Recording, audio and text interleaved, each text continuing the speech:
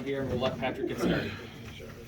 Brendan, just how did you guys bounce back from the way things went the other day, and how well did you think you guys shared the ball, even if those turnovers seemed a little high overall? That's kind of been just something we want to do all year. We know it's going to be up and down. That's kind of how the season goes. We've always wanted to bounce back from the bad performances, and even just keep a positive mindset after good performances, making sure our head's in the right space. So all year we kind of bounced back, and I think we did that tonight. JVB, I saw you guys right after the win. The first thing you did was go to the fans who came to the away game here. What did it mean to have so much support at an away game from the GW faithful? I mean, it's amazing. I mean, to have a crowd like that we just had in someone else's arena, I mean, it really gives us a boost of energy, so we had to go and thank them because it was a really, really big help tonight. And you guys faced a great player in Adoro. Could you guys just talk about the game plan going into the game? I mean, like you said, he's a really great player, so, you know, you might not be able to stop him, but, you know, we just came in, we try to contain him as best as we can, send some different doubles and different coverages at him. But like you say, he's a great player, so. You guys being able to share the ball for you guys in double digits, just talked about that, how it wasn't just one single person's performance today. It was a team effort to get this one done. I think that's just the culture that we got with our team. Everybody's really unselfish, so, you know, if someone's open or someone has a good look, you know, we all encouraging people to pass to the open man, and then when you're the open man, to shoot shots that you can make. So I think it's just the confidence that we have in each other, and then just our unselfishness as a team. Oh yeah, like JB says, just trusting each other. We got good players on this team. A big part of what we want to do this year is share the ball. That was kind of a big part we want to do coming into the year, and just trusting your guys, and that's what the result was tonight. Energy started to get a little bit loud in here late in this game. How are you guys able to keep your composure and close this one out? It's a rivalry game, man. We got a lot of older guys in here as well on our team. So it was just using that experience that we all have collectively, coming together, making sure we never came apart from each other, just staying together through the storms. We on the road, loud gym. It was all about staying together. James, you had 15 of your 19 in the second half. How did they approach you in the first half, and what were you able to take advantage of after intermission? In the first half, they was, you know, sending different coverages, some traps on the ball. But then I just think the game plan that we had going to the second half kind of loosened me up, got me off it a little bit, and gave me some opportunities to run into some screens and then get some space and then hit some shots. So in the second half, you guys used some of the full court press trap defense a bit to cause some turnovers and kind of create some havoc there. What was like the thought process about using that depth? They wouldn't know, because I didn't tell them. No, I'll answer and just say I felt like try to keep it out of Adoro's hands, try to double him and stuff like that. But sometimes what I didn't want is like just walk it up the floor, get set, throw it to him in his spots. So I thought maybe if we could do some of that, we could speed them up a little bit, and I thought we did. Like we had a stretch where we got 7 points off it, and they made a 3, and it was like, all right, then I can live with that. We're +4 there, you know. But we did it against Washington State, 1 possession in Hawaii, and it was good. And I thought for this game, Gay's a really good player for Washington State, front court player. I thought, you know, I might try that, and it was good.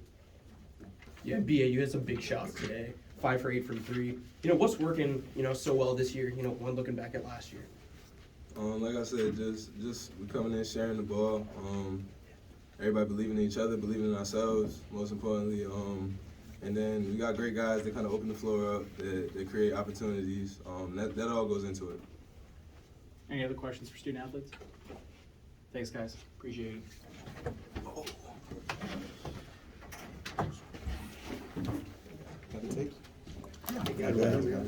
There we go. Right here, guys. We'll start with a statement from Coach and then questions back. Well, I'm very proud of the group. That had a disappointing loss on Saturday. I thought a game that we had some control of in the first half and played very poorly to start the second half. And I told them that I didn't think anybody was in the right frame of mind after Saturday. Like, I know I wasn't. So, you know, to then say, hey, we're going to play on Monday, but you got to go to bed and wake up and try to figure it out on Sunday. And then I thought we did a good job of that, and very proud of the way they played. hang on to a lead against a good team who's been undefeated at home is hard to do. We made it interesting a little bit there down the stretch, but very proud of the group. Defense in the last couple of possessions, I know you prefer to win that way. How happy were you with what you guys were able to do the last couple of times? Yeah, it's funny. I've been very critical of our defense, as I would say I'd be correct in being critical, but it's not for lack of trying. And I think sometimes when you're not like a great defensive team or you're trying to become one, you got to have one good half of defense, particularly on the road. And I think in the 2 road wins in league at Loyola and here, we had a very good first half defensively here, and it allowed us to have a lead. And then then you got to hope that you can hang on in the second half. And obviously they're a really good team, so hard to keep a really good team to low scoring on their home court for 2 halves. Can you talk a little bit about Maximus Edwards, his growth? Just from coming in, essentially a freshman, still young, but just how he continues as you get to the conference season to grow and contribute. Yeah, I think Max he's very talented. He's a great kid. He's a guy who was a very productive high school and EYBL, Nike AAU player, and then gets hurt, and so he goes to Kansas State, and you don't even get the benefit of being a freshman redshirt because you're not practicing. You're just kind of there, rehabbing. And so some of the lessons that you have to learn, you can only learn on the court, but sometimes you learn them being in a college program for a year. Really didn't get the benefit of that. So some of this is he's learning on the fly. I told him today, I said, this is you're doing good, but I'm also giving you a gift, which is you're going to play through a lot of mistakes. And the thing is, you're either going to learn from them and correct them, and then you're going to become the player you can become, or you're not, and then you're going to be like next year, be like, oh man, I wasted that year. I didn't really learn much. I didn't take advantage of that. And so he's done that even to this point. He's doing a great job. He was Rookie of the Week this week. I think he probably could have been Rookie of the Week 2 other weeks, to be honest. How important was Lindo's activity really right from the jump for you today, especially compared to how things went the other day? I texted him last night and said, hey, I just need to put that behind you and just come ready to play. And that's the good thing about turning it around quickly. And he said, hey, thanks, Coach. You're going to see a different guy on Monday, and we certainly did. So it's very important for us. We don't have a big margin for error, so we need those guys to play well. And Coach, there's another 6-minute stretch today without scoring. Is this something that's causing a greater worry, or do you think it's just happening in the flow of the game? I don't know. I have to watch and see why. I was really upset about it, and then I looked at our KenPom. I'm like, oh, we're still the #1 offense in the league. So I'm like, that stretch was so weird the other night. Been doing this 20 years. I don't know that, I've been around 14-0 from us, 25-0 from them, then 25-10 from us. I don't know that I've been involved in a lot of those stretches, period, in any game, let alone all in the same game. It was kind of weird. So you really limited Josh Oduro's effectiveness in the first half. What was working for you defensively against him there, and then how was he able to exploit you guys in the second? I thought we were in the paint. I thought we were very much every time he caught it, we had a lot of bodies there, hands and bodies. I thought we did a really good job of what we planned on doing. Coach, first time back since you were here about a decade or so ago. Just what was that feeling like walking in here, seeing the banner and stuff like that, and eventually coming out with a win here against the team? Yeah, it was great to be here. So, see a lot of familiar faces, some of the former players, a lot of the people in the community support us. Obviously special place for me. Was here 9 years. You go from these guys' age, 22 to 30 here. You're here a lot. I was in this building a lot during that time. There were other places to go per se, especially early on. So, just think about great people. Obviously think about Coach Larinaga, the opportunity he gave me to get in the business, to come here. I think about Brian Sumser, who passed away, who owned Brian's Grill, which was a restaurant here. He was just great to me in my time here. So it's a little bit sad that he couldn't be here.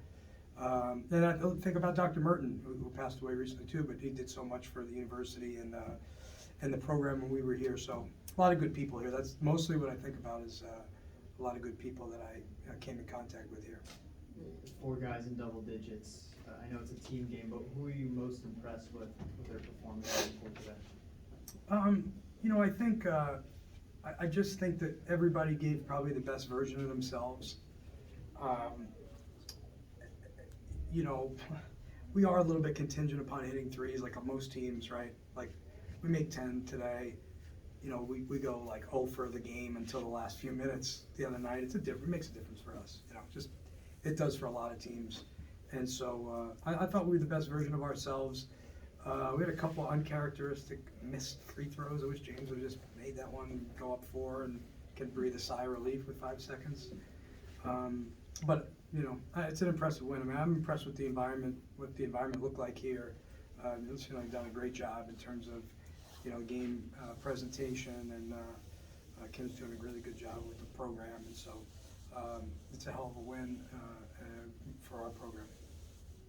Chris, you guys began the first half with a 14-5 run, second half 7-0 run. Anything that you can put your finger on that kind of keyed, coming out strong out of the break? And I thought our focus level was like very, very high. I'm not so sure it was the same way on Saturday, but I thought I don't know if it was the environment, the rivalry, the television, whatever it is. Like, I thought we were laser sharp. And I think when you do that to start halves, you got a chance to come out strong. We need to play with a little bit of a lead, to be honest. So we've got to have good halves. Any other questions? All right, thanks everybody. Thanks, guys.